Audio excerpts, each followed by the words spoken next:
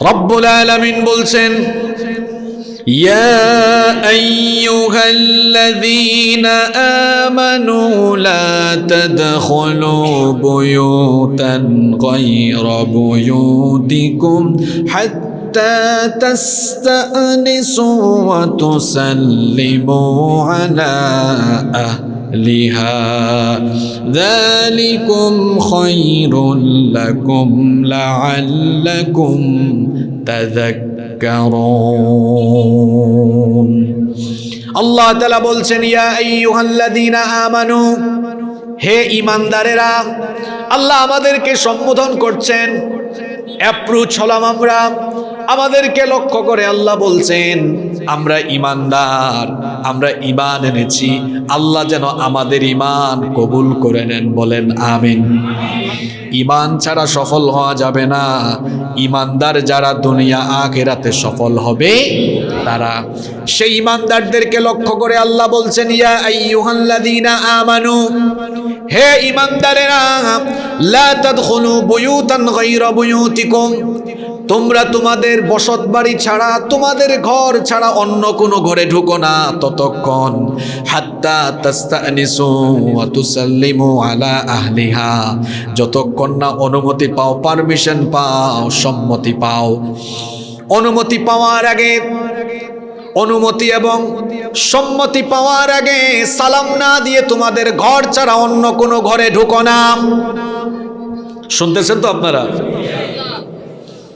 মানুষের বাড়িতে, মানুষের বাসায় যদি যাতায়াত একেবারে অবাধ হয়ে যায়, অবাধে দেখা সাক্ষাৎ, অবাধ মেলামেশা যদি আরম্ভ হয়ে যায়, তো সেখান থেকে অশ্লীলতা আর নোংরামির সূচনা হয়ে যায়। এজন্য আল্লাহ সুন্দর করে আমাদেরকে শিখাচ্ছেন, গোড়া থেকে তোমাদের নীতিমালা ঠিক করো। তোমাদের ঘর বাড়ি ছাড়া অন্য কারো ঘর বাড়িতে অনুমতি না নিয়ে ঢুকো না। আমাদের গ্রামে গঞ্জে দেখা যায় আমরা হামেশাই অনুমতি না নিয়ে একজনের বাড়ির গেইটের ভেতরে আমরা ঢুকে যাই। অবশ্য এই রকম মানুষ আমাদের ফেনীতে নাই, অনুমতি ছাড়াই ঢুকে যায়। অবস্থা হলো এমন, এই বাড়ির মহিলাদের কার চেহারা সুরত কেমন, এই বাড়ির মহিলারা কেমন, এই বাড়িতে নারীর সংখ্যা কেমন, কয়টা মেয়ে আছে, কোন স্কুলে কলেজে পড়ে, দেখা যায় আশেপাশের সকলের কাছে, আশেপাশের বাড়ির সকলের কাছে এই খবর আছে। কারণ হর হামেশাই যাতায়াত হয়। আল্লাহ তাআলা বলছেন না, নিজেদের বাড়ি ছাড়া, নিজেদের ঘর ছাড়া অন্য কারো ঘরে অনুমতি ছাড়া চলে যাও না, তার পারমিশন নাও, তার সম্মতি নাও। যেই সময়ে এই আয়াত নাজিল হচ্ছিল, সেই সময়ে জাহিলি যুগে মানুষগুলো অনুমতি না নিয়ে আরেক বাড়িতে আরেক ঘরে ঢুকে পড়তো। হইয়তুম সবাহান হইয়তুম মাসাআন, শুভ সকাল শুভ সন্ধ্যা বলতে বলতে তারা কোনো বাড়িতে ঢুকে যেত। দেখা যেত সেই বাড়ির মানুষেরা অপ্রস্তুত অবস্থায়, এমনকি সেই বাড়ির নারীরা এমন অবস্থায় থাকে, বেসামাল অবস্থায় আছে, অনুমতি না নিয়ে ঢুকে পড়েছে। কারণ আপনার বাড়িতে আপনি তো বেসামাল অবস্থায়ও থাকতে পারেন কিনা? আপনার ঘরে আপনি বেসামাল অবস্থায় অনুমতি না নিয়ে আরেকজন যদি ঢুকে যায়, তাহলে সমস্যায় পড়ে যেতে পারেন। এই জন্য আল্লাহ তাআলা বলেছেন, নিজের ঘর ছাড়া অন্য ঘরে পারমিশন না নিয়ে ঢুকো না।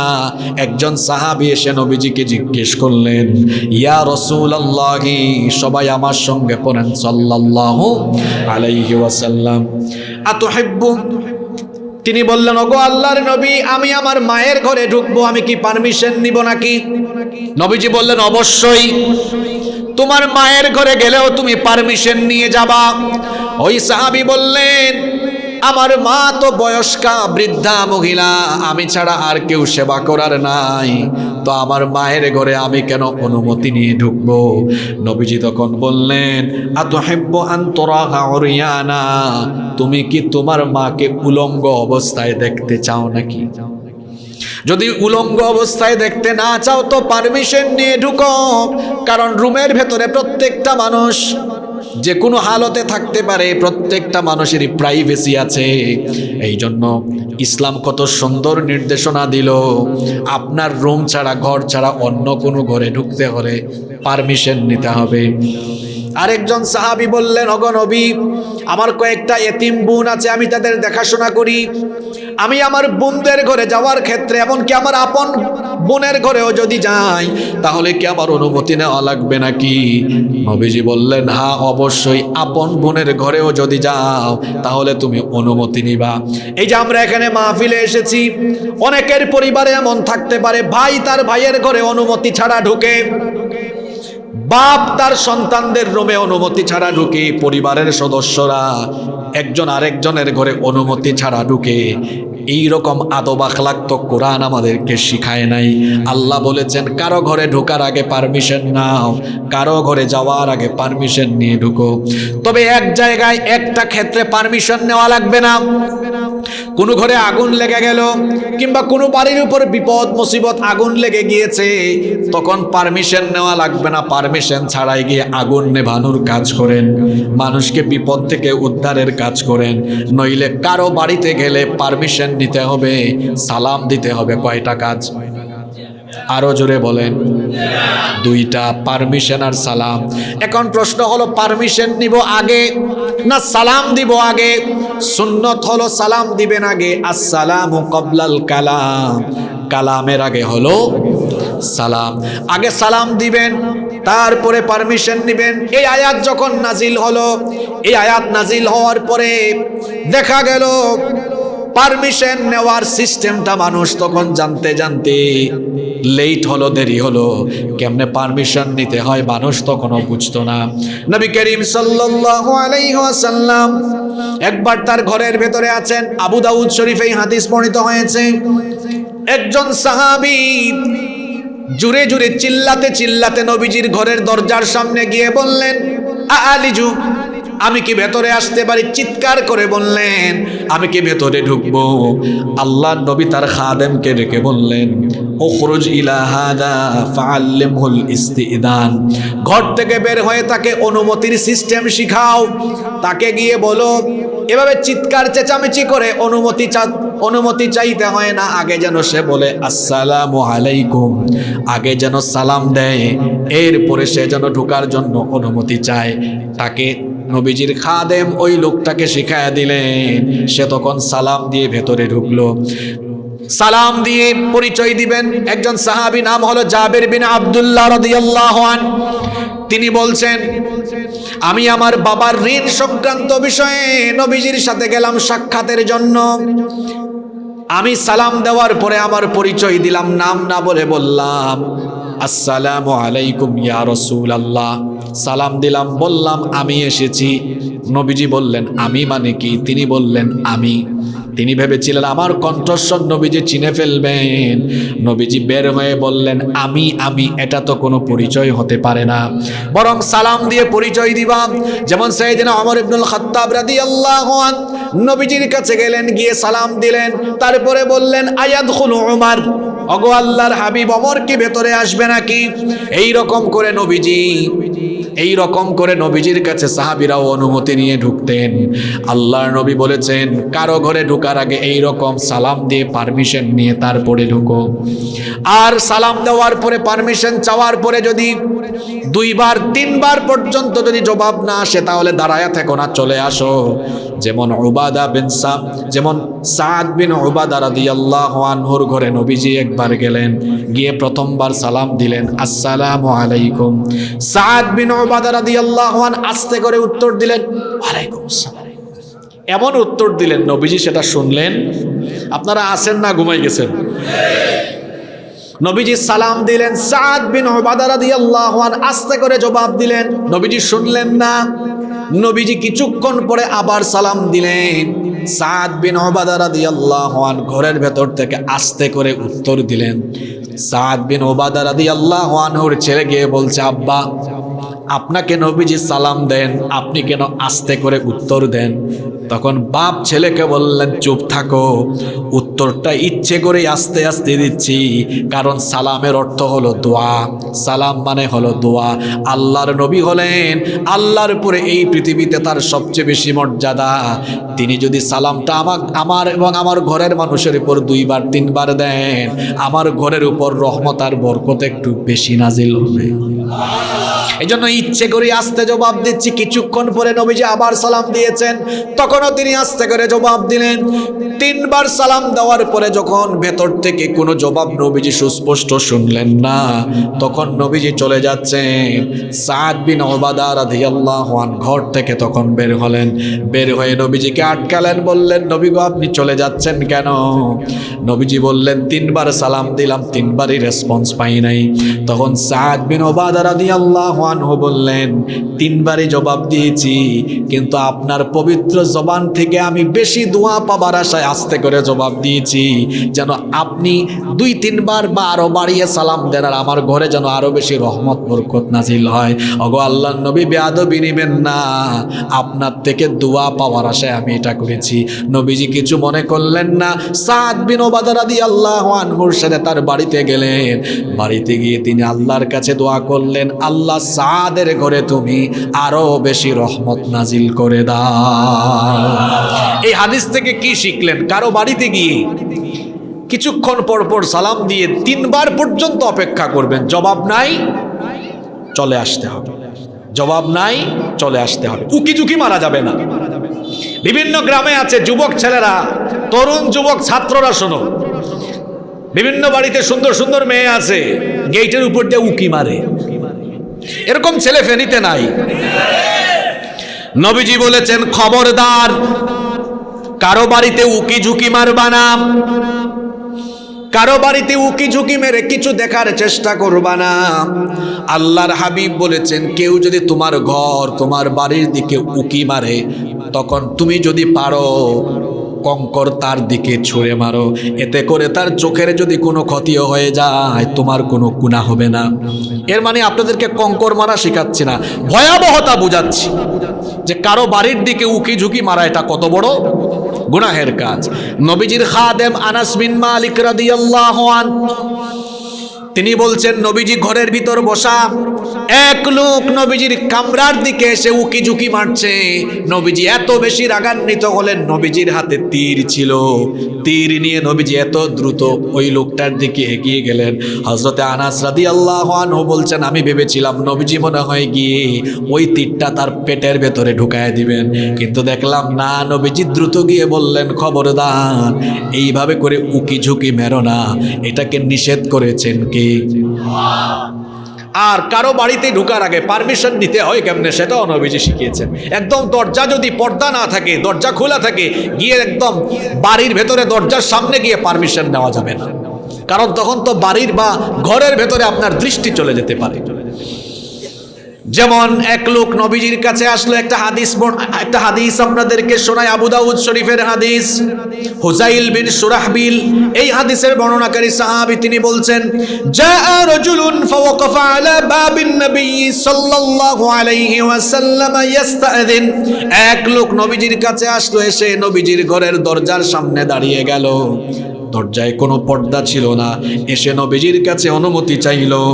নবীজি তখন বললেন হাকাদা আনকা ফা ইন্নামাল ইস্তিযানু মিনান নাজরি, তুমি এখান থেকে পিছনে গিয়ে একটু সরে দাঁড়াও, কারণ দৃষ্টি থেকে বাঁচার জন্যই তো অনুমতি নেওয়ার কথা বলা হয়েছে। কথা কি বুঝতেছেন? অনুমতি নেওয়ার কথা তো এই জন্যই বলা হয়েছে তোমার দৃষ্টি যেন ঘরের ভেতরে না যায়। নবীজি বলেছেন ইদা দাখালাল বাসারু ফালা ইদমুন, দৃষ্টি যদি ভিতরেই ঢুকে যায় ঘরের, তাহলে আর অনুমতি নেওয়ার কি দরকার? নবীজি বলেছেন কারো ঘরে ঢোকার আগে পারমিশন নিয়ে ঢুকিও, ঘরের দিকে নজর দিও না। নবীজি যখন কোনো বাড়িতে যেতেন দরজার সামনে দাঁড়িয়ে অনুমতি চাইতেন না, দরজার ডান পাশে অথবা বাম পাশে দাঁড়িয়ে অনুমতি চাইতেন। এটা হলো অনুমতি চাওয়ার নিয়ম, ডান পাশে অথবা বাম পাশে, কারণ দরজার সামনে থাকলে বাড়ির ভেতরে নজর চলে যেতে পারে। এজন্য নবীজি বলেছেন যে কোনো পাশে অবস্থান নাও, আর ঢুকার সময় সালাম দিয়ে ঢুকো। ঘরে ঢুকার সময় সালাম দেওয়ার অভ্যাস আমাদের বেশিরভাগের মধ্যে। আল্লাহ তাআলা কোরআনে বলেছেন ফাইদা দাখালতুম বুয়ুতান ফাসাল্লিমু আলা আনফুসিকুম তাহিয়াতাম মিন ইনদিল্লাহি মুবারাকাতান তাইয়্যিবা, যখন তোমরা ঘরে ঢুকো ঘরবাসীকে সালাম দিয়ে ঢুকো। কয়জন আছি আমরা ঘরের ভেতর ঢোকার সময় সালাম দিই? এই যে এখন ওয়াজ শুনে যাব বাড়িতে, ঘরের ভেতরে আমরা যাওয়ার সময় সালাম দিই না। কয় হুজুর সালাম দিব কেমনে, ঘরে তো আমার বউ আছে, আমি বউকে সালাম দেই কেমনে, আমি তো জামাই সে তো বউ। সালাম দেয় না। আপনি পিতা হয়ে আপনার সন্তানকে সালাম দেন, আপনার সন্তান আপনার কাছ থেকে সালামের তালিম পেয়ে যাবে। আপনি হাজব্যান্ড আপনার ওয়াইফকে সালাম দেন, ঘরে ঢোকার সময় সালাম দেন। সালাম দিলে কোনো লস আছে? কথা বলেন, লস আছে? সালামের 4টা ফায়দা আছে। জোরে বলেন কয়টা?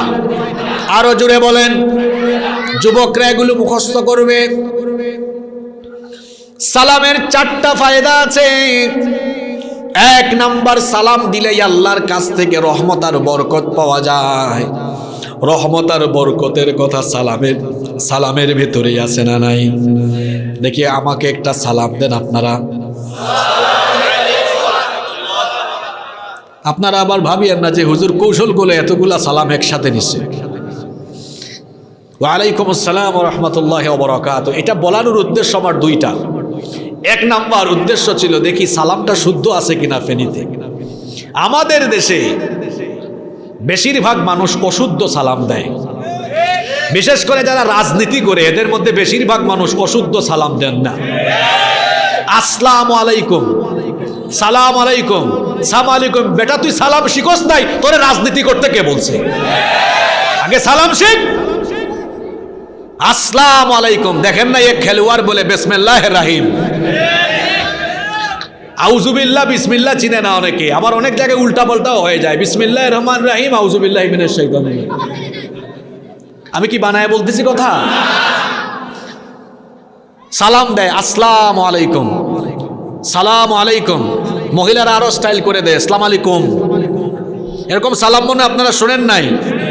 সালাম অর্থ শান্তি। অনেকে তো সামালিকুমও বলে। সাম আরবি শব্দ, অর্থ হলো মৃত্যু। এখন কেউ যদি বলে সামালিকুম, অর্থ হবে তুই মরি যা। অথচ সালাম হলো আসসালামু, শুদ্ধ করে সালাম দিতে হবে। আসসালামু আলাইকুম ওয়া রাহমাতুল্লাহি।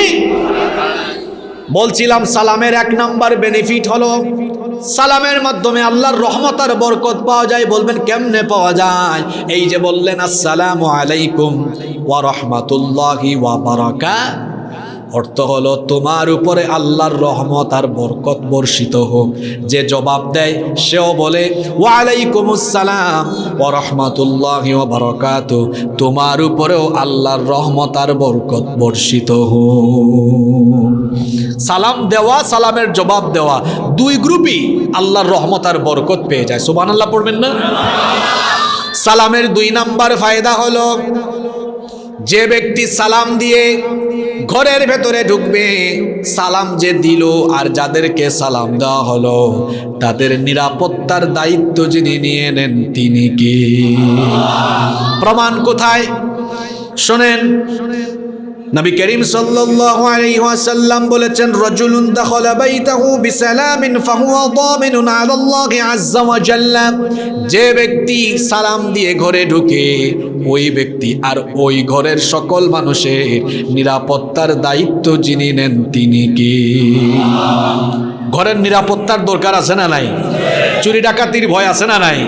সকল টেনশন সব বিপদ থেকে বাঁচায় দিবেন কে?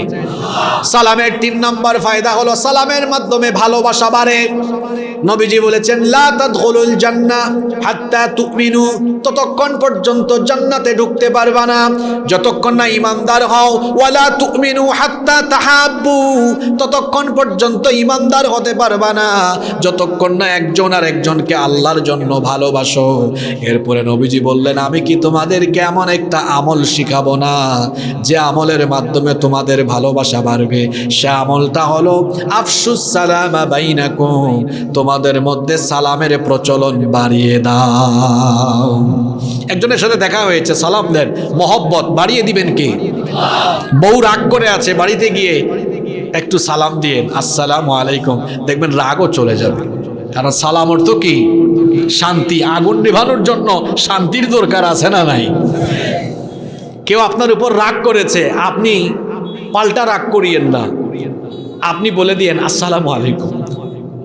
দেখবেন এখন সালাম যখন আপনি দিবেন আপনাকে গালি দিবে আর তো সেও বলবে ওয়ালাইকুম আসসালাম।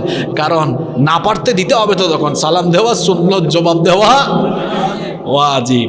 কেউ আপনার সাথে রাগ করেছে, ঠিক আছে, একটা মেসেজ দেন আসসালামু আলাইকুম, দেখবেন মেসেজের জবাবে গালি দিবে না, বরং উল্টা টেক্সট দিবে ওয়ালাইকুমুস।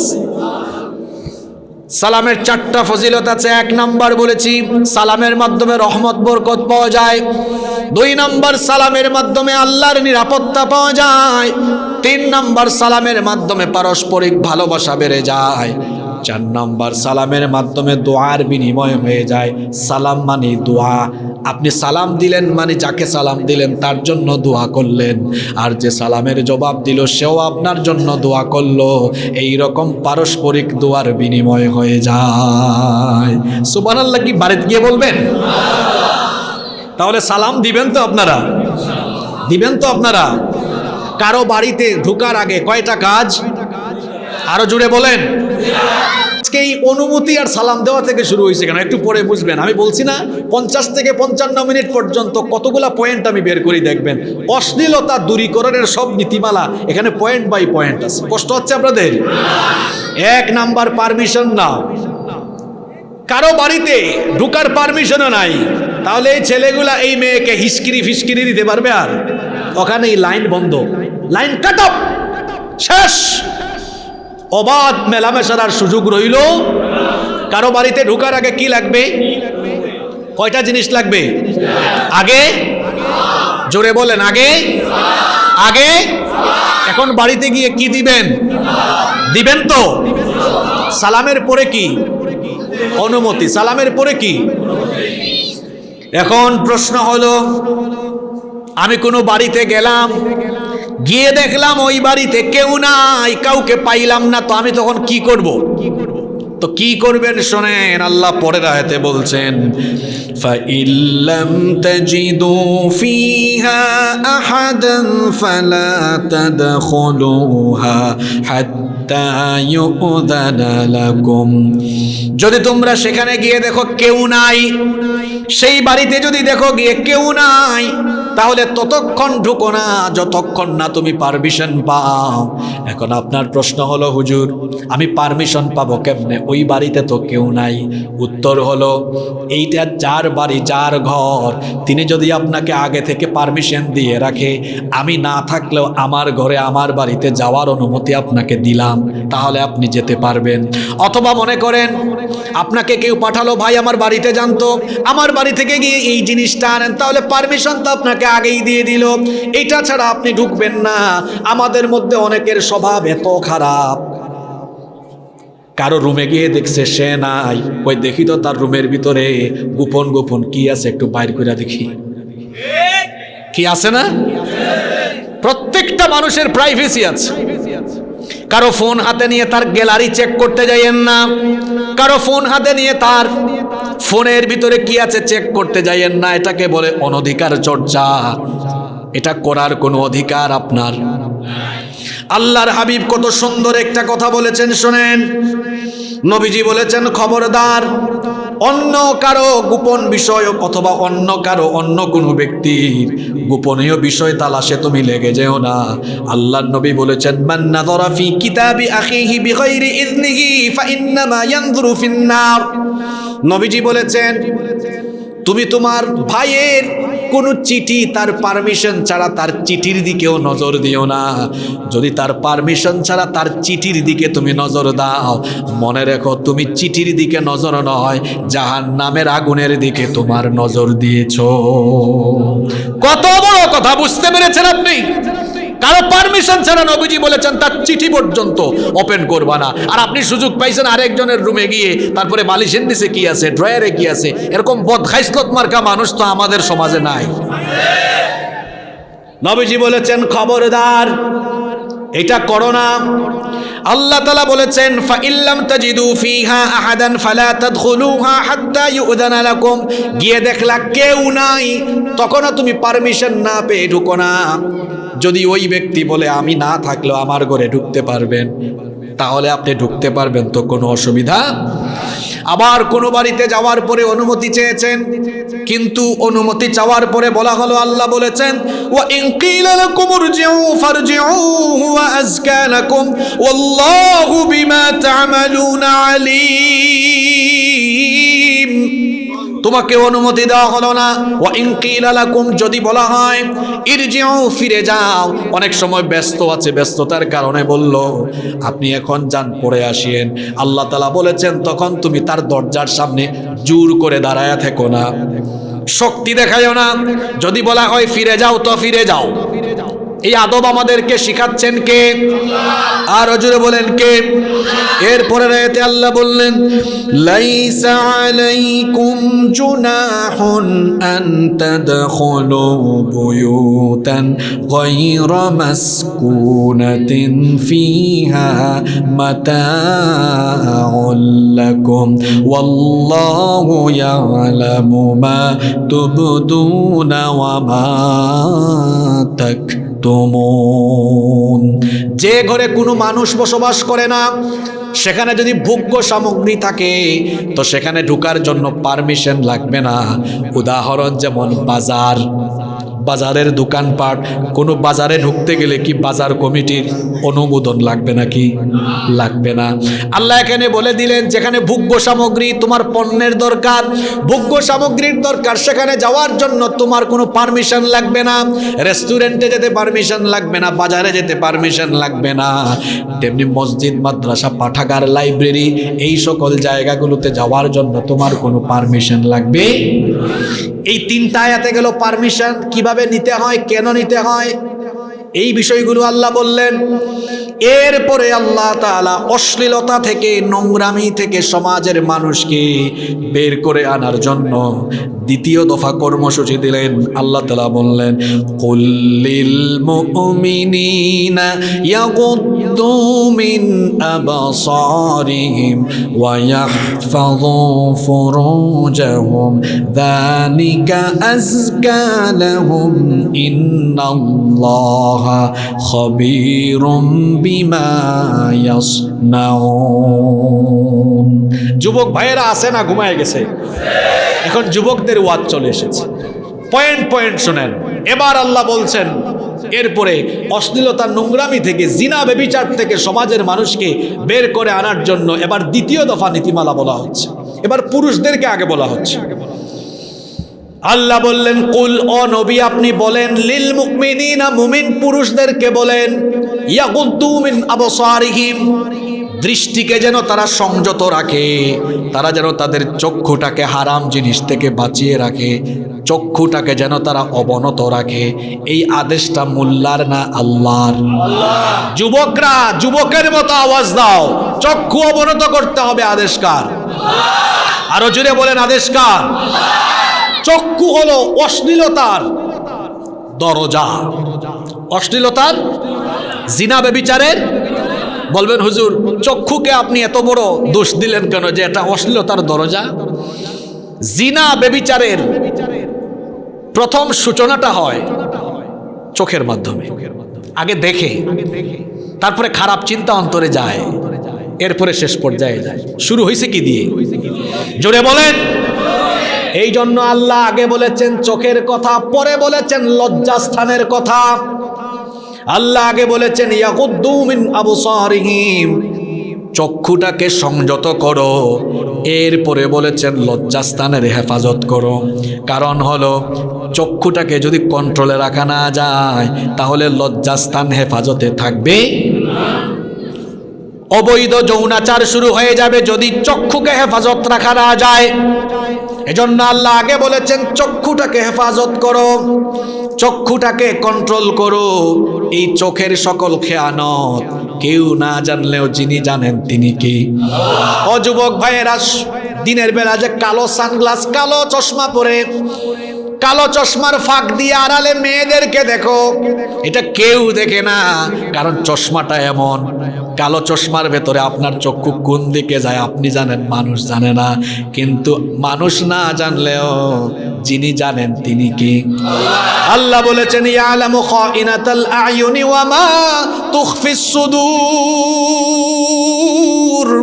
চোখের খেয়ানত মানুষ না জানলেও জানেন কে?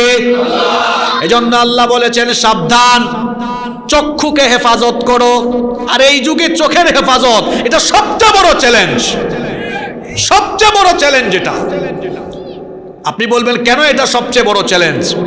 সকালবেলা ঘর থেকে বের হয়েছেন, রাস্তাঘাটে বিলবোর্ড, সাইনবোর্ড, ব্যানার, ফেস্টুনে উলঙ্গ, অর্ধ উলঙ্গ মেয়েদের ছবি, পত্র পত্রিকা, ম্যাগাজিন, পত্রিকা উল্টাবেন বিনোদন পাতা, ম্যাগাজিন উল্টাবেন সেখানেও বিনোদন পাতা, ফোন নিয়েছেন সোশ্যাল মিডিয়ায় যাবেন একটু খবর দেখবেন, সেখানেও দেখবেন স্ক্রল করলে ভালো ভিডিওর নিচে 3টা বাজে ভিডিও চলে আসে।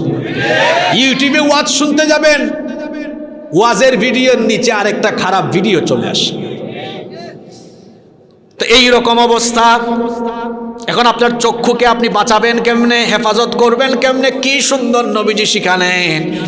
আসাদুল্লাহিল গালিব শেরে খুদা আলী রাদিয়াল্লাহু আনহু কাররামাল্লাহু ওয়াজহাহু, নবীজি আলী রাদিয়াল্লাহু আনহুকে একদিন ডেকে বললেন, ইয়া আলী, হে আলী, লা তুতবিউন নাযরাতান নাযরা। কি সুন্দর কথা নবীজি বললেন, লা তুতবিউন নাযরাতান নাযরা। হে আলী, দৃষ্টির পরে দৃষ্টি দিও না। অর্থাৎ ভুলবশত, অসাবধানতাবশত দৃষ্টি দিয়ে ফেলেছ হারামের দিকে অথবা অশ্লীলতার দিকে, দৃষ্টির পরে পুনরায় আবার দৃষ্টি দিও, পুনর্দৃষ্টি দিও না। একবার চক্ষু চলে গিয়েছে, ফিরায় আনো, সংযত করো, অবনত করো। এর কারণ হলো ফা ইন্না লাকাল উলা, প্রথম দৃষ্টিটা ছিল তোমার দৃষ্টি, প্রথম দৃষ্টিটা ছিল ক্ষমার যোগ্য, ওয়ালাইসাত লাকাল আখিরা, কিন্তু পরবর্তী নজরটা আর ক্ষমার যোগ্য হবে। এজন্য দৃষ্টির পরে দৃষ্টি দিও না। যুবকরা আজকে একটা স্লোগান শিখো, রাস্তাঘাটে সুন্দরী মেয়ে দেখলে এক দুস্ত আর এক দুস্তরে কও, দোস্ত কি যে দেখলাম, মাথা ঠিক নাই। এই মাথা ঠিক না থাকা ছেলে হইও না, বরং তোমার বন্ধু যদি দৃষ্টি দিয়ে দেয়, এই হাদিসটা শোনায় দিও, বন্ধু দৃষ্টির পরে দৃষ্টি আর দিও। নবীজি বলেছেন দৃষ্টির পরে দৃষ্টি দিও।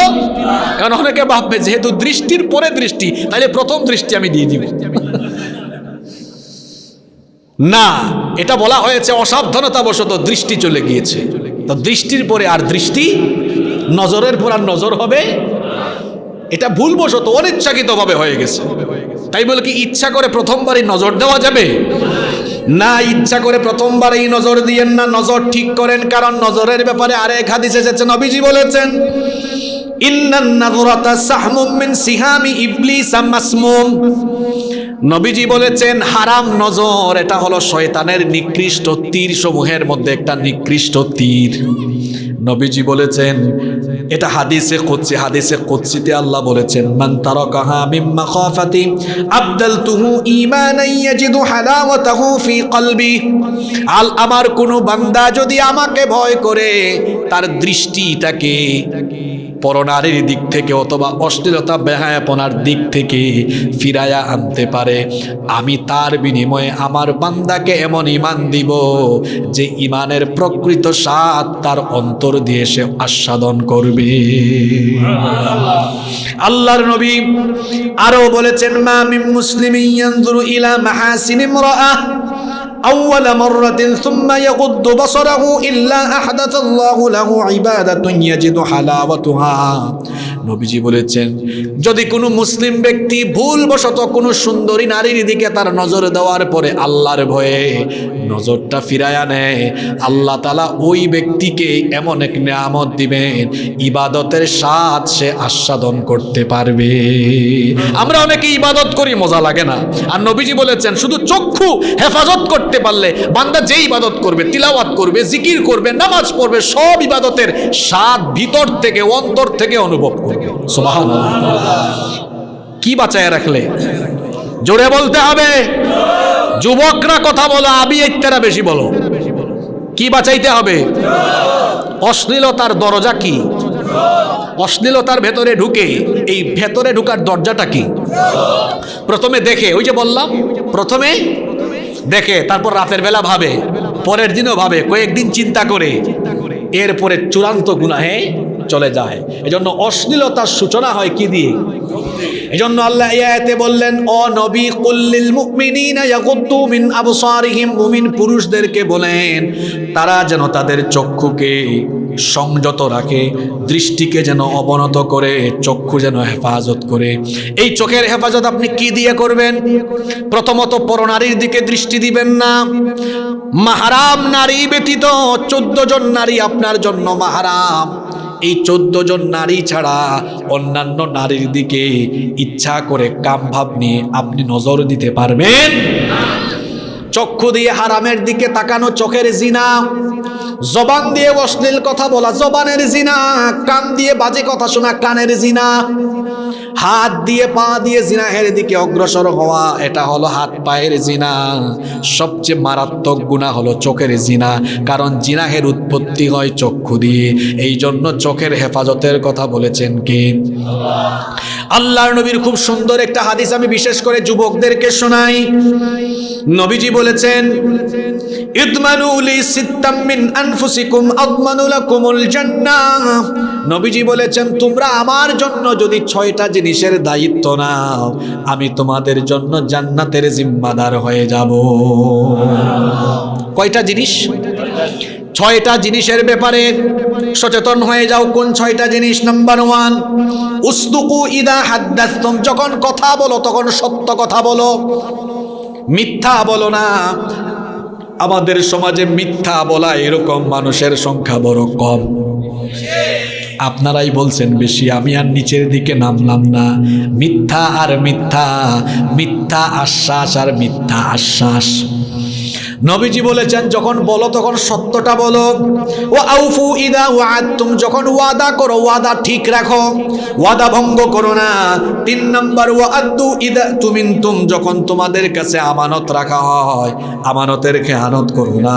4 নাম্বার, ওয়াহফাদু ফুরুজাকুম। তোমাদের লজ্জাস্থানের হেফাজত করো।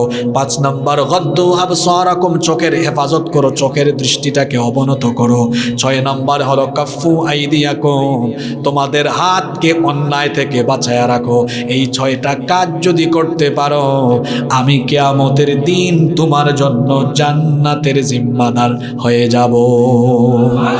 নবীজি আরো বলেছেন, রাস্তাঘাটে চলার সময় চক্ষুকে হেফাজত করো। অনেক ছেলেরা আছে গার্লস স্কুল, মহিলা কলেজ ছুটি হওয়ার সময় কলেজের গেইটের সামনে এতিমের মতো, ভিক্ষুকের মতো দাঁড়ায় থাকে। রাস্তারও হক আছে। নবীজি বলেছেন, ইয়াকুম ওয়াল জুলুস আলা তুরুকাত। সাবধান, মানুষের চলাচলের রাস্তার ব্যাপারে তোমরা সচেতন হও। মানুষের চলাচলের রাস্তায় অত পেতে থেকো না। সাহাবীরা তখন বললেন, ওগো আল্লাহর নবী, আমরা তো বিভিন্ন কাজে রাস্তা দিয়ে চলাফেরা করি, রাস্তায় আমরা বিভিন্ন কথাবার্তাও বলি, তো আমরা কি তাহলে রাস্তা ত্যাগ করব নাকি? নবীজি বললেন, না, ফাইদা আবাইতুম ইল্লাল মাজালিস ফাতুত তরিকা হাক্কাহা। রাস্তায় যদি চলাচল করো রাস্তার হক আদায় করো। রাস্তার কি আদায় করো? সাহাবীরা তখন জিজ্ঞেস করলেন, ওগো আল্লাহর রাসূল, মা হাক্কুত তরিক। রাস্তার হক কি? নবীজি তখন বললেন, 1 নাম্বার হলো রাস্তার হক গাদ্দুল বাসার। চোখকে কন্ট্রোল করো, দৃষ্টি অবনমিত করো। এই চক্ষু দিয়ে আজে বাজে জিনিসের দিকে নজর দিও না। উঠলেন হাইওয়েতে, দেখেছেন মেরিলের বিজ্ঞাপনে সুন্দর এক নারীর ফটো, ওই দিকে যেন চক্ষু না যায়। ওই দিকে চক্ষু চলে গেলে রাস্তার হক নষ্ট হয়। রাস্তার হক হলো আপনার চক্ষুটাকে আপনি সংযত রাখবেন, অবনত রাখবেন। শিখাচ্ছেন কে? আল্লাহ। বের হয়েছেন, গার্লস স্কুল ছুটি হয়েছে, সুন্দরী সুন্দরী মেয়েরা বের হয়েছে, ফেল ফেল করে তাকায় থাকিয়েন না। তাকিয়ে থাকলে রাস্তার হক আপনি নষ্ট করলেন। রাস্তার হক হলো আপনার দৃষ্টিটাকে আপনি নত রাখবেন। হুকুমটা কার? আল্লাহ। ইফটিজিং করবেন না, রাস্তাঘাটে মেয়েদেরকে টিজ করবেন না, ডিস্টার্ব করবেন না। বিশ্ববিদ্যালয়ের ক্যাম্পাসে অসভ্য ছেলেরা মেয়েদের অন্না ধরে টানাটানি করে। সামনে আসতেছে 14ই ফেব্রুয়ারি, বটমূলে গাছের ছায়া তলে বিভিন্ন পরিকল্পনা চলছে। এগুলো রাস্তার হক নয়। রাস্তার হক হলো চক্ষুকে হেফাজত করা। নবীজি আরো বললেন, ওয়াকাফুল আদা। রাস্তার হক হলো রাস্তা থেকে কষ্টদায়ক বস্তু সরায়া দেওয়া। মনে করেন আপনি রাস্তা দিয়ে যাচ্ছেন, একটা বিড়াল কুকুর মরে পড়ে আছে, আপনি সরান না, আপনি ভাবছেন এটা পৌরসভার দায়িত্ব, পৌরসভার গাড়ি এসে সাফ করবে। নবীজি বলেছেন না, এটা তোমার ইমানি দায়িত্ব। বুখারীর হাদিসে নবীজি বলেছেন, রাস্তায় যদি এমন জিনিস থাকে, যে জিনিস রাস্তায় থাকলে মানুষের কষ্ট হবে, জনসাধারণের কষ্ট হবে, যদি আল্লাহর কোনো বান্দা ওই কষ্টদায়ক বস্তুটা রাস্তা থেকে সরায়া দেয়, আল্লাহ তার আমলনামার মধ্যে সদকার সওয়াব দান করে দিবে। আমরা তো এগুলো করি না। রাস্তার মধ্যে বড় পাথর, একটা গাড়ি আসলে যেতে পারবে না, রাস্তায় বাঁশ পড়ে আছে, তুফান হয়েছে, গাছ পড়ে গিয়েছে, চাইলে আমি সরাতে পারি, সরাচ্ছি না। রাস্তার হক হলো, নবীজি বলেছেন কাফুল আদা। অন্য হাদিসে এসেছে ইমাতাতুল আদা আনিত তরিকি সাদাকা। রাস্তা থেকে কষ্টদায়ক বস্তু সরিয়ে দাও, আল্লাহ সদকার সওয়াব দিয়ে দিবেন। রাস্তার 3 নম্বর হক হলো, নবীজি বলেছেন রদ্দুস সালাম, সালাম দিলে সালামের জবাব দেওয়া, ওয়ামুর বিল মারুফ, খুব গুরুত্বপূর্ণ। রাস্তার হক হলো রাস্তায় সৎ কাজের আদেশ দেওয়া, ওয়ানহা আনিল মুনকার, রাস্তার মধ্যে অন্যায় হচ্ছে, অন্যায় দেখলে অন্যায়ে গিয়ে বাধা দেওয়া। কিন্তু আমাদের মধ্যে বেশিরভাগ মানুষই আমরা দেখি রাস্তাঘাটে অন্যায় হয়, কই নিজে বাঁচলে বাপের নাম চলে যায়, অন্যায় বাধা দেয় না। যে ব্যক্তি অন্যায় বাধা দেয় না, তার ঈমান এখনো পরিপূর্ণ হয়। কারণ একজন ঈমানদার সৎ কাজের আদেশ দিবে, অসৎ কাজ থেকে মানুষকে বাধা দিবে, হকের দাওয়াতি পথে নিজেকে শামিল করবে, নইলে তার ঈমান কখনো সম্পূর্ণ হবে। তাইলে আল্লাহ বলেছেন কুল্লিল মুমিনিনা ইয়াগুদ্দু মিন আবসারিহিম, নবী মুমিন পুরুষদেরকে বলেন চোখের যেন হেফাজত করে, দৃষ্টিকে যেন তারা অবনমিত করে, চক্ষুটাকে যেন সংযত রাখে, পরনারীর দিকে দৃষ্টি যাবে না। মোবাইল ফোন হাতে নিয়েছেন, মোবাইলের ফিতনা হলো এই জামানার একটা সাংঘাতিক ফিতনা। রাতের বেলা আপনি বাড়িতে ঘুমিয়েছেন, এখন তো প্রত্যেকের বাড়িতে ওয়াইফাই আছে। ওয়াইফাই থাকার কারণে দেখা যাচ্ছে নাটক, সিনেমা, এমনকি পর্নোগ্রাফির মতো নিষিদ্ধ বিষয়ে অনেক যুবকেরা অ্যাডিক্টেড হয়ে গিয়েছে।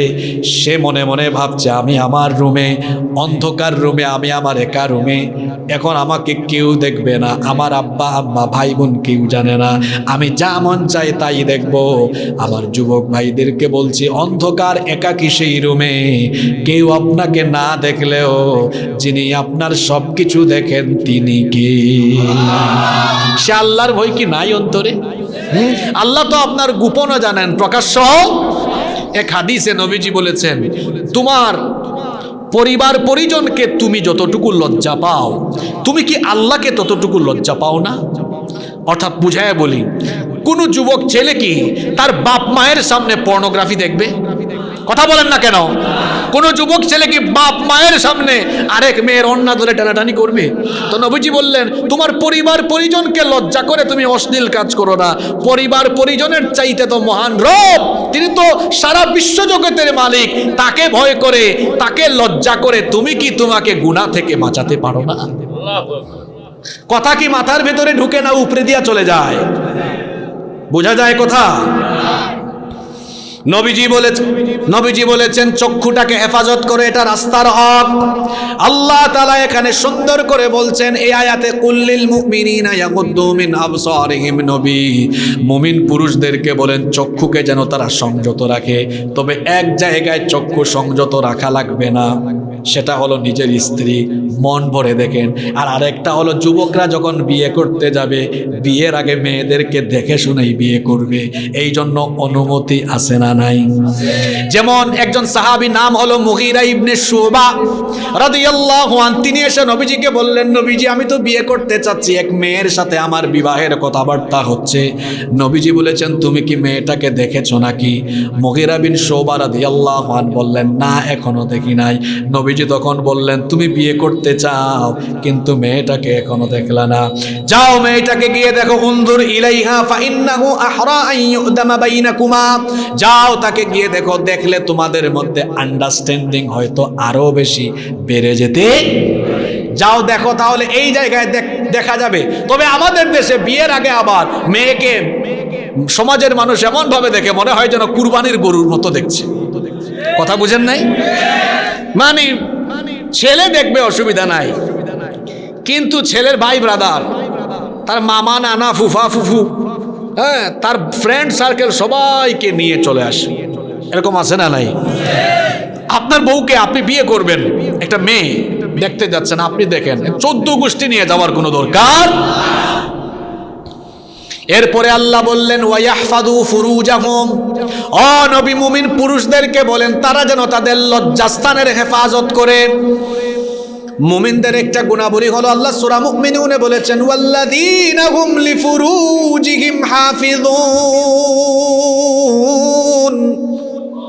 এই সূরায় আল্লাহ মুমিনদের অনেক গুণাবলী বলেছেন, কদ আফলাহাল মুমিনুন, অনেকগুলো গুণাবলী বলে আল্লাহ মাঝখানে বলেছেন ওয়াল্লাযীনা হুম লিফুরুজিহিম হাফিযুন, successful indeed are the believers, those who guard their modesty, সফলকাম তারা নিজের লজ্জাস্থানের হেফাজত করে যারা। লজ্জাস্থানের হেফাজত করার দুইটা ব্যাখ্যা মুফাসসিরগণ দিয়েছেন। প্রথম ব্যাখ্যা হলো সতর ঢাকা, অর্থাৎ পর্দা করে চলা। পুরুষের জন্য পর্দা আছে, অনেক যুবক আছে অসভ্য ছেলের মতো হাফ প্যান্ট পরে, হাঁটুর উপরে প্যান্ট পরে, তারপরে রাস্তাঘাটে হাঁটাহাঁটি করে। এইভাবে যে সে চলল, সেটা লজ্জাস্থানের হেফাজতের প্রথম যে অর্থ দেওয়া হয়েছে সেটা লঙ্ঘন করলো। আর মুফাসসিরগণ 2 নম্বর অর্থ দিয়েছেন, লজ্জাস্থানের হেফাজতের অর্থ হলো জিনা, ব্যভিচার, অশ্লীলতা থেকে নিজের লজ্জাস্থানকে বাঁচিয়ে রাখো। ও আমার যুবক ভাইয়েরা, নিজের চরিত্র বানাও সাইয়েদনা ইউসুফ আলাইহিস সালামের মতো। তোমার চেহারা আর কি সুন্দর, তুমি ফেনীতে গেলে কয়টা মেয়ে তোমার দিকে তাকায়।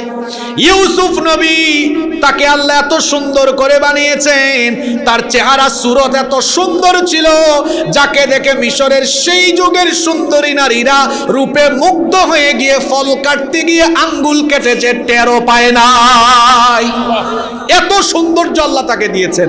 নবীজি বলেছেন ইউসুফ পয়গম্বরকে আল্লাহ দুনিয়ার অর্ধেক সৌন্দর্য দিয়েছেন। সুবহানাল্লাহ, বাড়িতে গিয়ে বলেন আপনারা, দুনিয়ার অর্ধেক সৌন্দর্য। এত সুন্দর সুপুরুষ তিনি, যাকে দেখলে চোখ ফেরানো যায় না। যেই ঘরে লালিত পালিত হলেন, সেই ঘরের মহিলা জুলাইখা, তিনিও সুন্দরী নারী। কৈশোর কাল থেকে ইউসুফ আলাইহিস সালামকে তার চোখের সামনে দেখছেন। দেখতে দেখতে ইউসুফ আলাইহিস সালামের প্রতি এত বেশি মোহাবিষ্ট হয়ে গেলেন, একদিন তিনি নির্জনে তার দাসীর মাধ্যমে তার খাস কামরায় নিয়ে আসলেন। এরপরে তাকে কুপ্রস্তাব দিলেন, বললেন দেখো এখানে শুধু তুমি আর আমি আছি, আর কেউ নাই, আসো আমার মনোবাসনা পূরণ করো। ইউসুফ আলাইহিস সালাম বললেন, দুষ্ট মহিলা কি বলে, এখানে নাকি সে আর আমি আর কেউ নাই। এই মহিলা তো জানে না এখানে আরেকজন আছেন, সব দেখছেন, তিনি কি? এখানে যে যুবকরা আছে, এদেরকে যদি কোনো ফেনীর সুন্দরী একটা মেয়ে একবার বলে আই লাভ ইউ, ভাববেও না, উত্তর দিবে আই লাভ ইউ টু। আমি হাসানোর জন্য বলছি না আপনাদেরকে। ইউসুফ আলাইহিস সালাম তাকে ডেকেছে মিশরের সবচেয়ে সুন্দরী নারী তখনকার জুলাইখা, একেবারে তার ব্যক্তিগত রুমে নিয়েছে। চিন্তা করেন, শুধু আই লাভ ইউ না, ব্যক্তিগত রুমে নিয়ে বলেছে আমার 7 দরজা আছে, এই রুমে আসতে হলে 7টা দরজা, সবগুলো দরজা লক, সেফ জোন, তুমি আমি যা করব কেউ জানবে না, কেউ দেখবে না। এই প্রস্তাব যখন দিল, সাইয়েদনা ইউসুফ আলাইহিস সালাম কি জবাব দিলেন? সূরা ইউসুফ গিয়ে বাড়িতে পড়বেন। তিনি তখন জবাব দিলেন মাআযাল্লাহ, তুমি আমাকে যে প্রস্তাব দিয়েছো, এই প্রস্তাব থেকে আমি পানাহ চাই কার কাছে? তিনি আল্লাহকে ভয় করে, আল্লাহকে ভয় করে, এই অসৎকর্ম ত্যাগ করে, আল্লাহর উপর ভরসা করে, তিনি জানেন দরজা তালা দেওয়া গেলে খুলবে না, কিন্তু ভাবলেন আমি তো আমার আল্লাহকে খুশি করার জন্য দৌড় দিচ্ছি, হয়তো আল্লাহ আমার জন্য ব্যবস্থা করবেন। তিনি তালাবদ্ধ দরজার দিকে যখন আল্লাহর উপর ভরসা করে দৌড় দিলেন, আল্লাহ বললেন ইউসুফ পরীক্ষায় পাশ করে ফেলেছো। দরজা জুলাইখা বন্ধ করে রেখেছে, সে মনে করেছে চাবি শুধু তার কাছে আছে, কিন্তু আমার কাছেও কুদরতি চাবি আছে না নাই? ইউসুফ নবী যখন দৌড় মারলেন, আল্লাহ তাআলা খুশি হয়ে 7টা দরজা, সবগুলো দরজার তালা তার জন্য খুলে দিলে। যুবক ভাইয়েরা, তোমরা যারা পড়াশোনা করো, তরুণ ছাত্র যারা আছো, স্কুলে পড়ো, কলেজে পড়ো, এই বয়সটা হলো বয়সন্ধিকাল। এই সময় আজে বাজে চিন্তা তোমাদের মাথায় ঢুকবে। যারা কলেজে পড়ছো, ইউনিভার্সিটিতে পড়ছো, কিংবা মাত্র যারা পড়াশোনা শেষ করেছো, আজে বাজে চিন্তা মাথায় আসবে, কিন্তু এই চিন্তাগুলোকে রিমুভ করে দিতে হবে। মনে রাখতে হবে এই বয়সটা হলো পড়াশোনার, হলো গবেষণার। এই সময়ে যদি মেয়েদের পিছনে ঘুরঘুর করো, তোমার পড়াশোনা শেষ হয়ে যাবে, কেরিয়ার শেষ হয়ে যাবে, চরিত্র নষ্ট হয়ে যাবে। এই বয়সটা মেয়েদের পিছনে ঘুরঘুর করার বয়স নয়, বরং এই সময়টাতে পড়াশোনায় মন দাও, পড়াশোনায় মনোযোগী হও, আজান হলে নামাজে যাও, চরিত্র সুন্দর করো, কেরিয়ার সুন্দর করো। তুমি কেন মেয়ের পিছনে ঘুরঘুর করবা? তোমার চরিত্র যদি সুন্দর হয়, কেরিয়ার যদি ভালো হয়, তো দেখবা সুন্দরী সুন্দরী মেয়ের বাপ তোমার কাছে মেয়ে বিয়ে দেওয়ার জন্য তোমার পিছে লাইন ধরে ঘুরঘুর করবে। তুমি সিদ্ধান্ত নাও, নাও ডিসিশন ইজ ইউরস, সিদ্ধান্ত তোমার। তুমি কি অসভ্য ছেলের মতো ঘুরঘুর করবা, না মেয়েদের বাপকে ঘুরাবা? সিদ্ধান্ত তুমি নাও। আল্লাহ বলেছেন, কুল্লিল মুমিনিনা ইয়াগুদ্দু মিন আবসারিহিম, ও নবী মুমিন পুরুষদেরকে বলেন তারা যেন তাদের চক্ষুকে সংযত রাখে, দৃষ্টিকে অবনত রাখে, আর লজ্জাস্থানের যেন হেফাজত করে। যদি তারা এটা করে, যালিকা আযকা লাহুম, এটা হবে তাদের জন্য অধিকতর পবিত্রতা, এটাই হবে তাদের জন্য পবিত্র বিষয়। এখন আপনাদেরকে এতক্ষণ বলছি, আজকে মহিলা প্যান্ডেল এখানে আছে নাকি? অসুবিধা নাই, মহিলারা তো বাড়ি থেকে শুনছে। মহিলারা আজকে খুব খুশি, আজকে শুধু হুজুর হুজুর পুরুষদেরকে সব বলে যাচ্ছে তারা যেন চক্ষু হেফাজত করে, লজ্জাস্থানের হেফাজত করে। কিন্তু পরের আয়াতটা নারীদের জন্য দিয়েছেন কে? জোরে বলেন, দিয়েছেন কি? পুরুষদের জন্য যেই কথা, নারীর জন্য সেম কথা। এই কথা যদি আল্লাহ না বলতেন তাহলে এখানে একটা ফাঁক পেয়ে যেত। যেমন আমি একদিন একটা টক শো দেখছিলাম, এক অজ্ঞ মহিলা, মূর্খ মহিলা, ঢাকা বিশ্ববিদ্যালয়ের শিক্ষিকা, সে বলতেছে যে নারীরা শাড়ি পরে, থ্রি পিস পরে, টপস পরে চলতেই পারে, অসুবিধা কি? কোরআনেই তো আছে বলা, পুরুষরা যেন নিচের দিকে তাকায় চলে যায়। পর্দা কি শুধু আমরা করব? পর্দা তো তারাও করবে। এখন এই মহিলা তো অজ্ঞ, সে তো কোরআন অনুবাদ পড়ে চলে গিয়েছে, আগের আয়াতও পড়ে নাই, পরের আয়াতও শানে নুজুলও জানে না। এই অজ্ঞ মহিলা কি বুঝবে? এখানে এই আয়াতে বলা হয়েছে মুমিন পুরুষদেরকে বলেন দৃষ্টিকে যেন সংযত রাখে। এই দৃষ্টি সংযত রাখবে। এই এখন পৃথিবীতে শুধু মুমিনা নারী আছে না বেঈমান নারীও আছে? তো মুমিনা নারীরা তারা তো বোরখা পরে বের হচ্ছে, কিন্তু বেঈমান নারীরা, কাফের নারীরা তো বের হচ্ছে, ওদের দিকেও যেন মুমিনদের চক্ষু না যায়, এই জন্য এই কথাটা বলা হয়েছে। আর শুধু নারীদের কথা এখানে বলা হয়নি, অশ্লীলতা আছে। এই যে ফোন হাতে নিলেন, বাজে ভিডিও আসবে, রাস্তায় বের হলেন, আজে বাজে বিজ্ঞাপন, আজে বাজে বিভিন্ন কিছু দেখবেন, সকল অশ্লীলতা থেকে চক্ষুকে হেফাজত করার কথা বলেছেন কে? এরপরে মা বোনদের ব্যাপারেও সেম কথা বলা হলো। আল্লাহ পরের আয়াতে বললেন, ওয়াকুল্লিল মুমিনাতি ইয়াগুদুনা মিন আবসারিহিন্না ওয়া ইয়াহফাযনা ফুরুজাহুন্না, ও নবী মুমিনা নারীদেরকে বলে দেন তারাও যেন তাদের দৃষ্টিকে সংযত রাখে, তারাও যেন তাদের লজ্জাস্থানকে হেফাজত করে। মা বোনরা যারা বাসা থেকে শুনছেন, আপনিও আপনার চক্ষুকে হেফাজত করবেন। যে 14 জন পুরুষ মাহারাম, তারা ছাড়া অন্য পুরুষের দিকে যেন আপনার চক্ষুটা চলে না যায়, এই জন্য সতর্ক থাকতে হবে। নবীজির 2 জন স্ত্রী আমাদের মা, একজনের নাম হলো উম্মে সালামা রাদিয়াল্লাহু আনহা, তিনি হচ্ছেন বর্ণনাকারী হাদিসের। তিনি বলছেন, কুনতু ইনদা রাসূলিল্লাহি, সবাই আমার সঙ্গে পড়েন সাল্লাল্লাহু আলাইহি ওয়াসাল্লাম, ওয়া ইনদাহু মাইমুনা। তিনি বলছেন আমি নবীজির কাছে ছিলাম, আমাদের সাথে মাইমুনাও ছিলেন। মাইমুনাও হচ্ছেন নবীজির স্ত্রী, উম্মে সালামাও হলেন নবীর স্ত্রী। নবীজির পাশে নবীজির 2 বউ 2 স্ত্রী বসা। জুড়ে বলেন কয়জন? তিনি বলছেন আমরা 2 জন নবীজির পাশে বসে আছি। ফা আকবালা ইবনু উম্মি মাকতুমিন ওয়া যালিকা বা'দা আন উমিরনা বিল হিজাব। আমরা নবীজির পাশে বসা এমন সময় ইবনে উম্মে মাকতুম নামে একজন অন্ধ সাহাবী আসলেন। কি সাহাবী? চোখে দেখে না এরকম একজন অন্ধ সাহাবী আসলেন। ওই অন্ধ সাহাবী ঘরের ভেতর আসার পরে নবীজি আমাদেরকে বললেন, ইহতাজিবা মিনহু, ও আমার স্ত্রীরা তোমরা তার থেকে পর্দা করো। তখন এই দুই স্ত্রী নবীজিকে জিজ্ঞেস করলেন, আলাইসা আমা লা ইউবসিরুনা ওয়া লা ইয়ারিফুনা, নবীজি সে কি অন্ধ না? সে কি অন্ধ না? সে তো আমাদেরকে দেখে না, আমাদেরকে চিনবেও না, সুতরাং তার সামনে আমরা কেন পর্দা করব? নবীজি তখন বললেন, আফাম ইয়াওয়ানি আনতুমা, সে হয়তো অন্ধ ঠিক আছে, কিন্তু তোমরা কি অন্ধ নাকি? আল্লাহু আকবার। সে তোমাদেরকে দেখে না, সে অন্ধ, তোমরা কি অন্ধ? তোমরা তো তাকে দেখবা, তোমাদের চোখের হেফাজত করো। সুবহানাল্লাহ। পুরুষের জন্য যেই আদেশ, নারীর জন্য। একজন নারী ফোন হাতে নিবে, সেও অশ্লীলতা বর্জন করবে। রাস্তাঘাটে বের হয়েছে, ওই নারীও রাস্তার হক আদায় করবে, আজে বাজে জিনিসের দিকে তাকাবে না। বিশ্বাস করেন, আল্লাহর কসম করে বলছি, যদি এই বাংলাদেশের মানুষকে শুধু চোখের হেফাজত করানো যায়, বাংলাদেশে আর একটা জিনা বেবিচারও হবে না। কি ঠিক করানো লাগবে? চোখ ঠিক হয়ে গেলে হবে।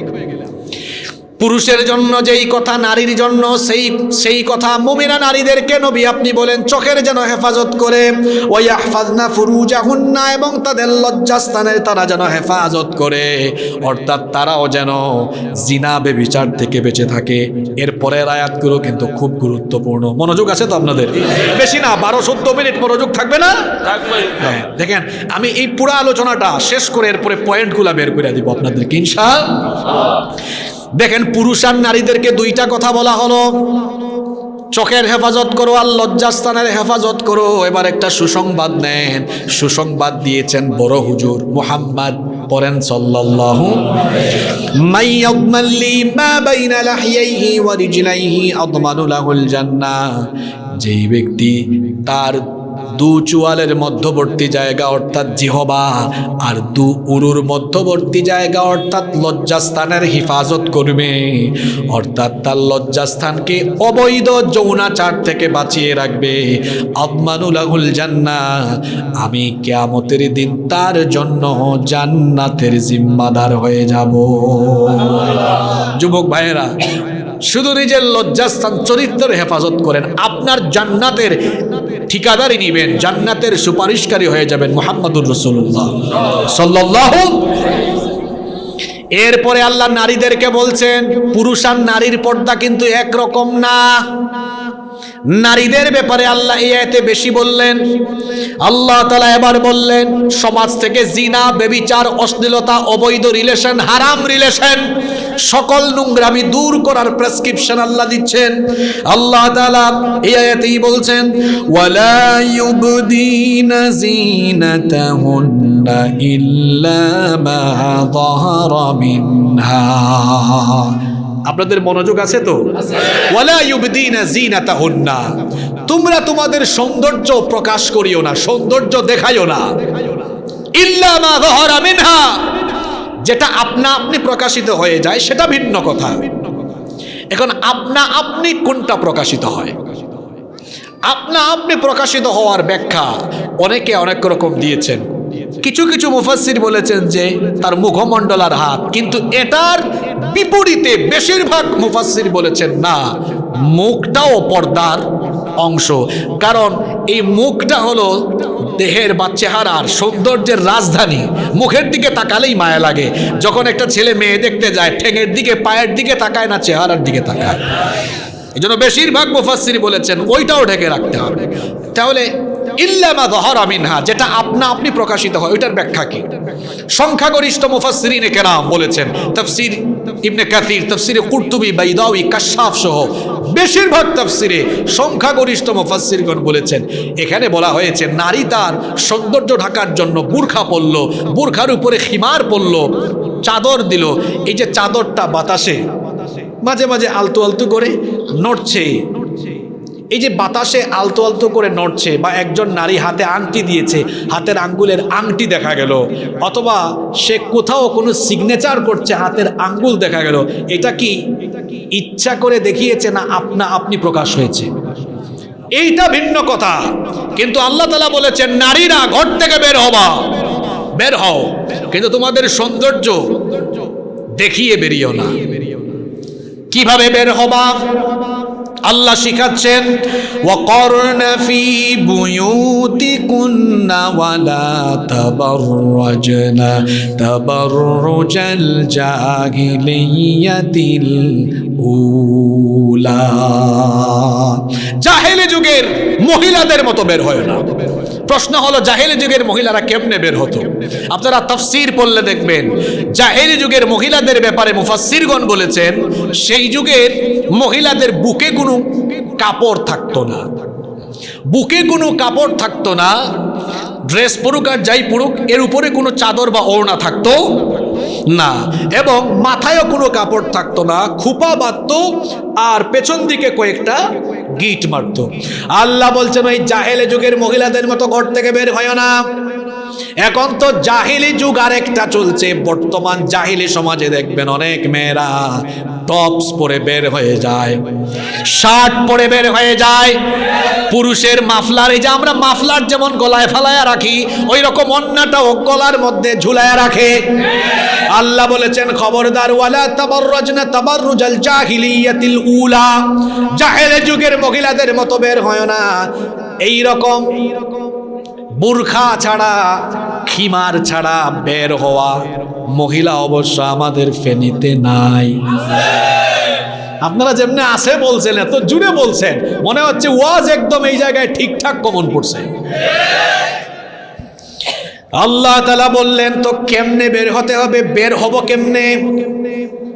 আল্লাহ বললেন, ওয়ালিয়াদরিবনা বিখুমুরিহিন্না আলা জুয়ুবিহিন্না, সৌন্দর্য ঢাকো, অর্থাৎ বুরখা পরিধান করো। এরপরে মাথার উপর থেকে একটা লম্বা চাদর ফেলে দাও, যেটা বক্ষদেশ পর্যন্ত আবৃত করে। নিকাব পরিধান করো, অর্থাৎ সৌন্দর্যটাকে ঢেকে রাখো। এখন যে মহিলা সৌন্দর্য প্রকাশ করে বেড়ায়, সেই মহিলা কি পর্দার বিধান মানলো না লঙ্ঘন করলো? আরো জোরে বলেন, মানলো না লঙ্ঘন করলো? আর আমাদের দেশে কিছু মানুষও আছে, পর্দার ওয়াজ করলো, দেখো মোল্লারা কি আরম্ভ করছে, নারীদেরকে প্যাকেট করে ঘরের ভিতর রাখতে চায়। আমার একটা গল্প মনে পড়ে গেছে, বলবো? এক লোক মুরগির খামার বানিয়েছে। কিসের খামার? মুরগির খামারের মধ্যে দেয়াল দিয়ে, তারপর উপরে আবার নেটও দিছে, কোনো মুরগি যেন লাফ দিয়েও যাইতে। একদিন শেয়াল আসছে সন্ধ্যাবেলায়, এসে মুরগিদেরকে বলতেছে, তোদেরকে দেখলে আমার যে কি কষ্ট লাগে, দেখ আমি স্বাধীন ঘুরে বেড়াই সব দিকে, আর তোরা এখানে চার দেয়ালের ভিতরে বন্দি, উপরে ওর নেট লাগায় রাখছে, তোরা চাইলেই বের হতে পারিস না।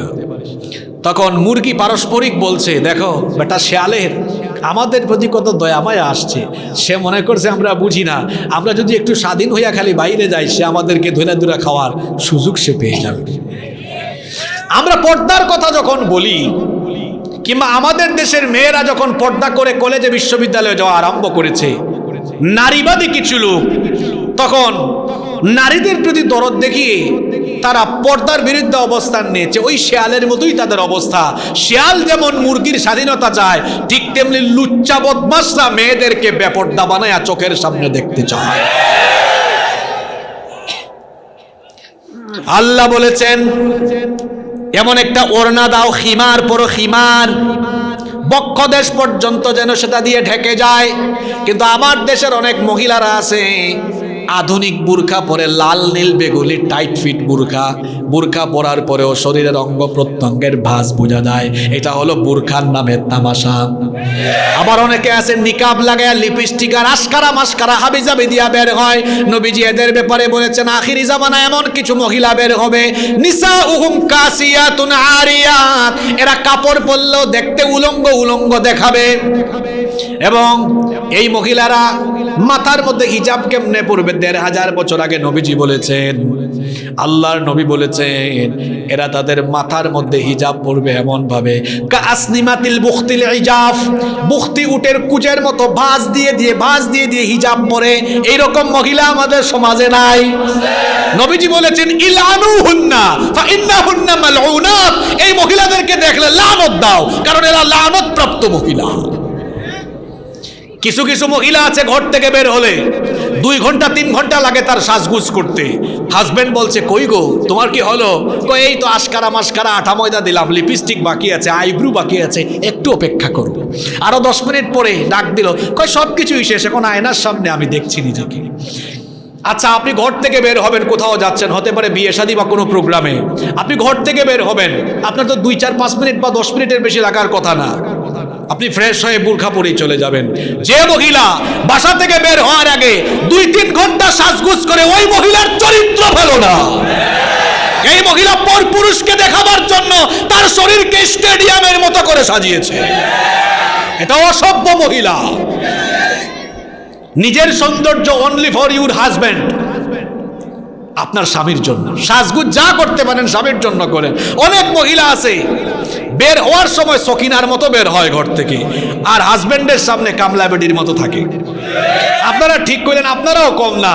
আপনারাও যখন ঢাকার উদ্দেশ্যে বের হন, আরে বাপরে বাপ, নসরুল্লাহ সলিমুল্লাহর মতো বের হন, আর বউয়ের সামনে কামলা বেডার মতো থাকে। আপনার বউকে আপনি যেমন একটু অ্যাট্রাকটিভ দেখতে চান, আপনার বউয়েরও মন আছে, সেও আপনাকে অ্যাট্রাকটিভ দেখতে চায়। তার মানে সব সময় মুষল ধরে থাকতে হবে বিষয়টা এমন নয়। পরিচ্ছন্ন থাকবেন, গুছালো থাকবেন। আমার নবী সব সময় পরিচ্ছন্ন থাকতেন। কত স্মার্ট ছিলেন। আপনি দাঁত ব্রাশ করেন 2 বার, আর নবীজি আর আম্মা জান আয়েশা রাদিয়াল্লাহু আনহা বলেছেন নবীজি মিসওয়াক করতেন 7 বার। কে বেশি স্মার্ট, আপনি না নবীজি? বলবেন হুজুর 7 বার কেমনে হয়েছে? 5 ওয়াক্ত নামাজের আগে কয়বার? আরো 2 বার কোথায়? আম্মা জান আয়েশা রাদিয়াল্লাহু আনহা বলেছেন নবীজি ঘুমানোর আগে মিসওয়াক করে ঘুমাতেন, আবার ঘুম থেকে উঠেই সবার আগে মিসওয়াক হাতে নিতেন। সুবহানাল্লাহ। 5 আর 2 কত হইল? কষ্ট হচ্ছে আপনাদের? কিভাবে বের হবেন সেটা আল্লাহ বললেন নারীদেরকে, ও নারীরা সৌন্দর্য ঢেকে বের হও, বুরখা পরে বের হও, নিকাব পরিধান করে বের হও। এরপরে আল্লাহ তাআলা বললেন যে কিছু মানুষের সামনে তোমাদের সৌন্দর্য প্রকাশিত হয়ে অসুবিধা নাই, অর্থাৎ তাদের সামনে বুরখা নিকাব পরা লাগবে না, শালীনতার ভিত্তিতে থাকতে পারবা। তারা কারা? আল্লাহ বললেন ওয়ালা ইউবদিনা যিনাতাহুন্না ইল্লা লিবুউলাতিহিন্না আও আবাইহিন্না আও আবাই বুউলাতিহিন্না আও আবনাইহিন্না আও আবনাই বুউলাতিহিন্না আও ইখওয়ানিহিন্না আও বানি ইখওয়ানিহিন্না আও বানি আখাওয়াতিহিন্না আও নিসাইহিন্না আও মা মালাকাত আইমানুহুন্না আও আত-তাবিঈনা গায়রি উলিল ইরবাতি মিনার রিজালি আও আত-তিফলিল্লাযীনা লাম ইয়াযহারু আলা আওরাতিন নিসা। এখানে বলা হয়েছে কাদের সামনে বুরখা আর নিকাব পরিধান করা লাগবে না। প্রথমে বলা হলো তোমাদের স্বামী, এরপরে বলা হলো তোমাদের বাপ, এরপরে বলা হলো তোমার শ্বশুর, এরপরে বলা হলো তোমার সন্তান, এরপরে বলা হলো তোমার স্বামীর সন্তান, ভাইয়ের সন্তান, বোনের সন্তান, এরপরে বলা হলো তোমাদের মতো অন্যান্য যারা মুমিনা নারী আছে তাদের সামনেও বুরখা নিকাব পরিধান করা লাগবে না।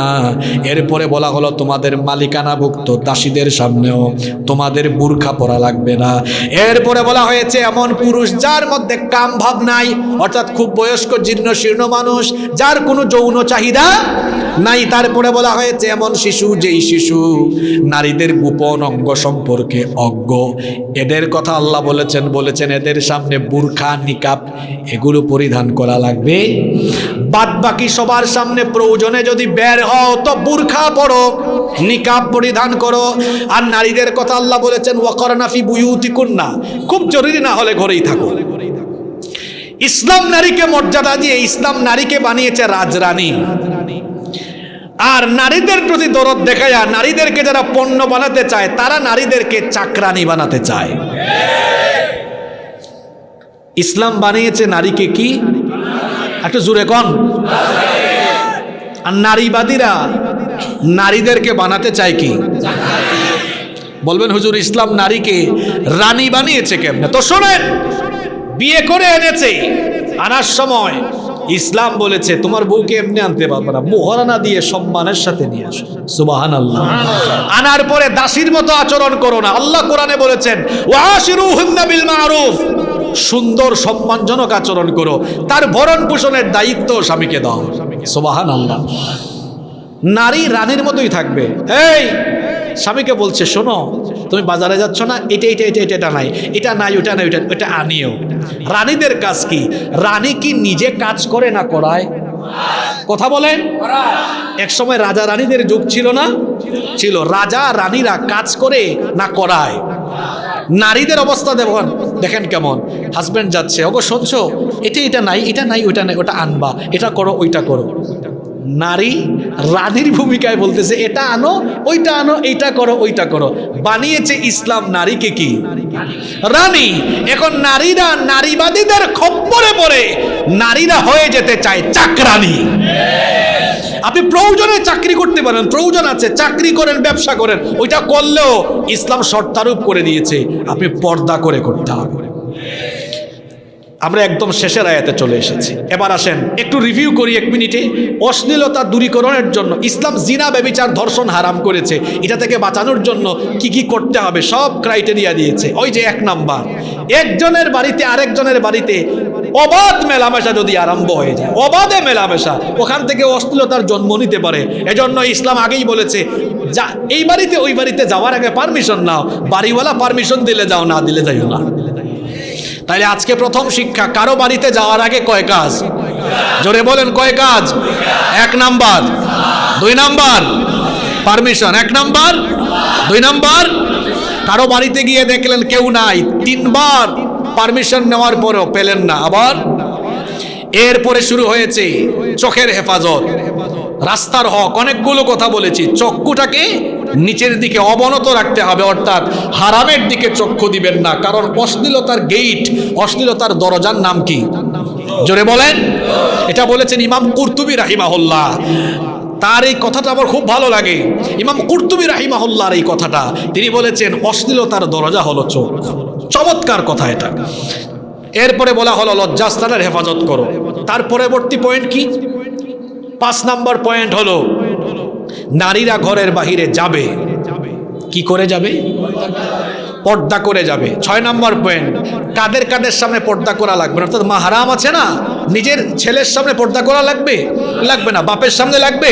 ভাইয়ের মেয়ে, বোনের মেয়ে, বোনের ছেলে, ভাইয়ের ছেলে, ভাগনা ভাগ্নি, পর্দা করা লাগবে? লাগবে না। এরপরে বলা হচ্ছে অশ্লীলতা থেকে বাঁচানোর জন্য চোখের হেফাজত, লজ্জাস্থানের হেফাজত করতে বললাম।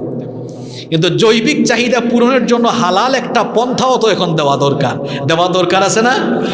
আল্লাহ অশ্লীলতা থেকে বাঁচার আদেশ দিয়ে কিভাবে বাঁচতে হবে পথ দেখায়া এবার শেষে আল্লাহ তাআলা বলছেন, এবার তোমাদের চাহিদা পূরণের জন্য যেটা দরকার সেটা বলছি। আল্লাহ বলছেন, ওয়া আনকিহুল আয়ামা মিনকুম ওয়াস-সালিহিনা মিন ইবাদিকুম ওয়া ইমাইকুম ইয়াকুনু ফুকারা ইউগনিহিমুল্লাহু মিন ফাদলি ওয়াল্লাহু ওয়াসিউন আলিম। কথায় আছে শেষ ভালো যার, সব ভালো। এটা শেষের আয়াত।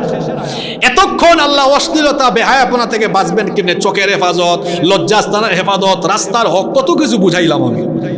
এবার আল্লাহ বলছেন, এবার তোমাদের মনোবাসনা পূরণের জন্য, জৈবিক চাহিদা পূরণের জন্য কি করবা? আল্লাহ আবার আদেশ দিচ্ছেন সকল মুমিনকে, ওয়া আনকিহুল আয়ামা মিনকুম ওয়াস-সালিহিনা মিন ইবাদিকুম ওয়া ইমাইকুম। তোমাদের মধ্যে অবিবাহিত ছেলে মেয়ে আর সৎকর্মশীল দাস দাসীদের তোমরা বিবাহের ব্যবস্থা করে দাও। সুবহানাল্লাহ।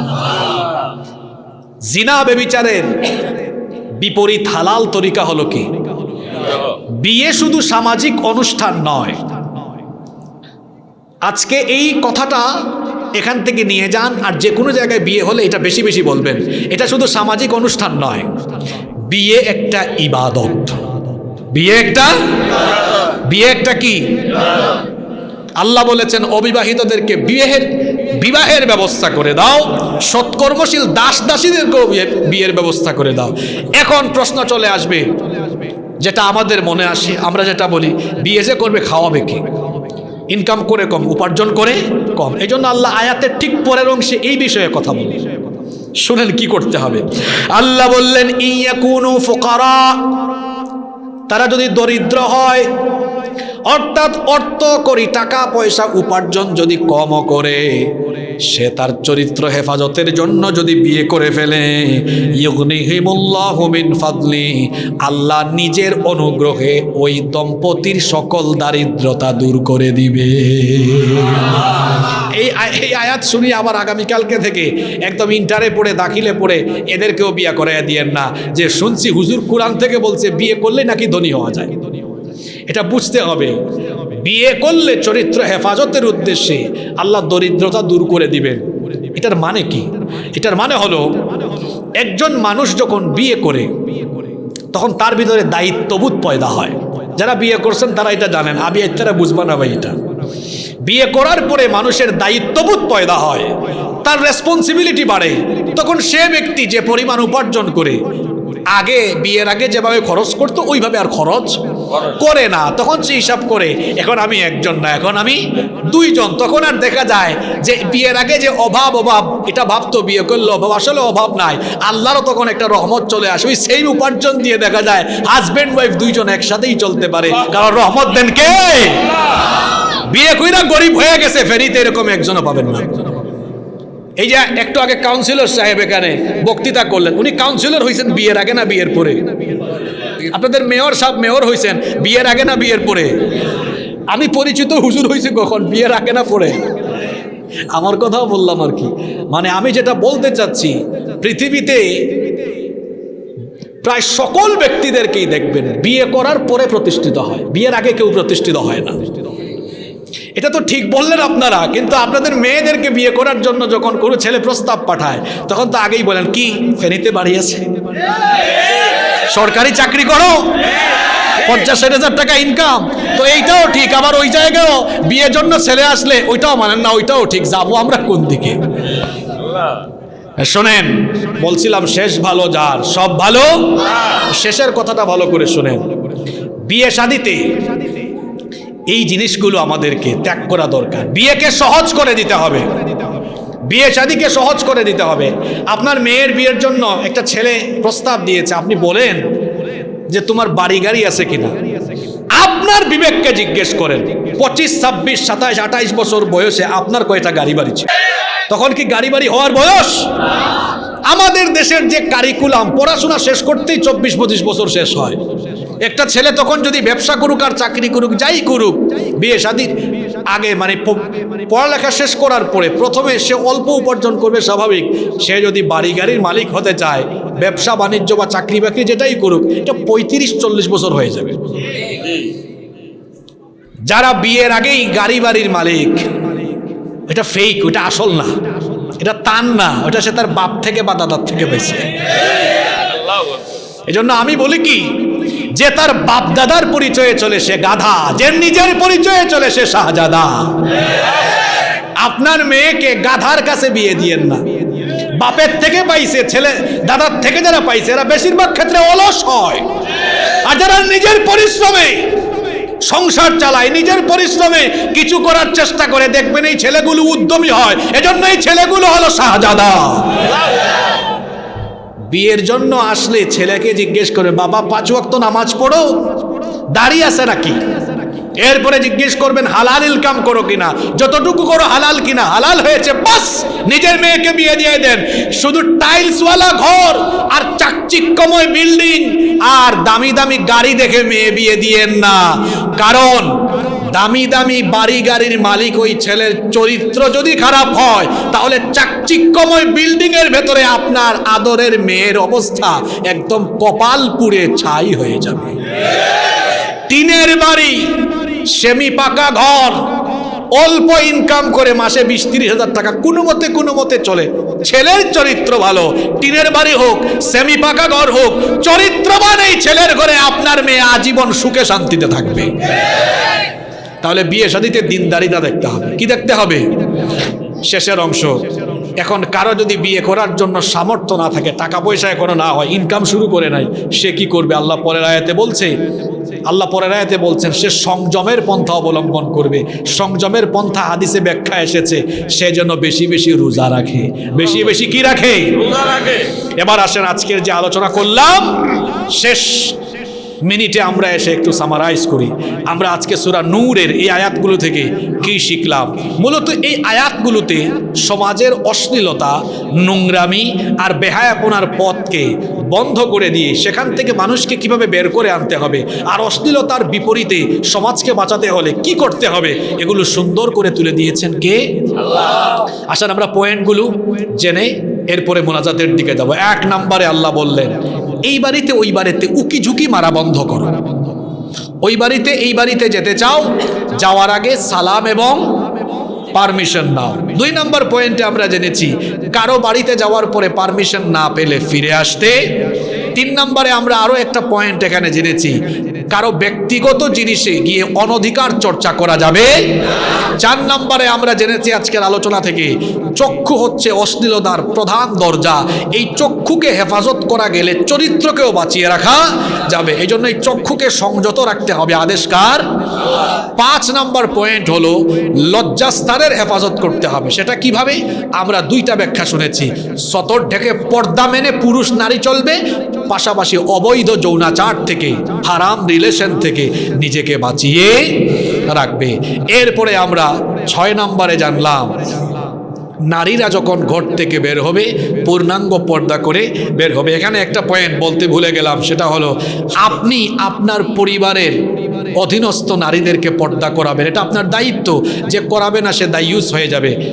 অনেক পুরুষ আছে জুমার দিনে সামনের কাতারের মুসল্লি, মাহফিলেও একদম সামনে ঠেলায় ধাক্কায় বসে, তার ফেসবুকের টাইম লাইনে তার বউয়ের ফটো আর ফটো, তার মেসেঞ্জারের স্টোরিতে, হোয়াটসঅ্যাপের স্টোরিতে, তার টিকটকে, ইনস্টাগ্রামে তার বউয়ের সাথে ঢলাঢলি মার্কা ফটো। আর এখন তো নতুন ফেতনা শুরু হয়েছে। এতদিন আমরা দেখেছি যে একটা ছেলে খাইতে গিয়েছে, ব্লগ করেছে ফুড ব্লগ, ঘুরতে গিয়েছে বানিয়েছে ট্রাভেল ব্লগ। এখন বিয়ে শাদির পরে হাজব্যান্ড ওয়াইফ ঘরের ভিতরে কি করে, বাইরে কি করে, ঘুরতে গেলে কি করে, দুইজন মিল্লা যা করে সব কিছু শুধুমাত্র নিজেদের একান্ত মুহূর্ত ছাড়া আর বাদবাকি সব কিছু পাবলিককে দেখায়। কাপল ব্লগ বানিয়েছে এরা। সামান্য কয়টা ডলার ইনকামের জন্য তার নিজের বউকে ব্যবসার পণ্য বানিয়েছে। এরা হচ্ছে বেহায়া, অসভ্য, ব্যক্তিত্বহীন পুরুষ। মাহফিলে আমি এত ঠিক ঠিক শুনি, কিন্তু এরপরেও যে এত কাপল ব্লগ কেমনে বাড়ে, এত পেজ, আল্লাহ আলাম। কারাই বা বানায় আমি বুঝি না। কারণ মাহফিলেও মানুষ দেখি, মাহফিলেও এখন মানুষ দেখা যায়, আবার মাঝে মাঝে দেখা যায় মাহফিলের বাইরেও এইসব অপসম। এই দেখেন না 31st নাইটে, সেখানেও কম আসেনি। আল্লাহ যুবকদেরকে হেফাজত করেন। এরপরে 7 নম্বর পয়েন্ট আমরা জেনেছি, সামর্থ্যবান হয়েছে ছেলে মেয়েদেরকে বিয়ে দিয়ে ফেলতে হবে। আর বিয়েটাকে সহজ করতে হবে, মোহরানা চাপিয়ে দেওয়া যাবে না। 10 লাখ 20 লাখ টাকা কই পাবে এই ছেলে? বিয়েকে সহজ করে দিতে হবে। বিয়ে যদি সহজ হয়ে যায় জিনার দরজা চিরতরে বন্ধ হয়ে যাবে ইনশাআল্লাহ। 8 নম্বর সর্বশেষ পয়েন্ট আমরা জেনেছি, সামর্থ্য নাই যুবকেরা নিজের যৌবন হেফাজতের জন্য রোজা রাখবে। সোমবার বৃহস্পতিবার রোজা রাখেন, দেখবেন আপনার যৌবন ঠিক থাকবে ইনশাআল্লাহ।